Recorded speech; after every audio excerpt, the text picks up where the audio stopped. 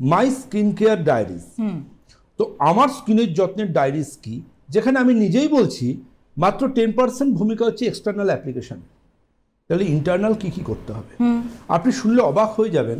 দেখবেন কিছু অনুষ্ঠান বাড়িতে ধর গাড়ি থেকে নেমে যিনি ঢুকছেন বা বরকনে বসে আছেন তাদের সামনে যাচ্ছেন, মানে পুরো অডিয়েন্সের বা যতজন লোক ওখানে উপস্থিত গেস্টরা রয়েছেন সবার চোখ তার দিকে। এটা কিন্তু তার স্কিন, তার হেয়ার, তার ব্যক্তিত্ব, তার পোশাক সম্বন্ধে তার যে একটা সেন্স, এই সব কিছু মিলিয়ে সবার চোখ তার দিকে। আবার লক্ষ্য করে দেখবেন কিছু মানুষ যারা তাকে অনেকদিন পর দেখছেন তারা হয়তো বলবেন যে এত ভালো চুল তোর আগে ছিল না, কি করে হলো? এবার বাংলারা যেমন চটজলদি বলে দেয় না কি, ও তাহলে এটা উইগই হবে। এত ভালো চুল যখন তো সম্ভব না কোনোভাবে, তার মানে এটা উইক।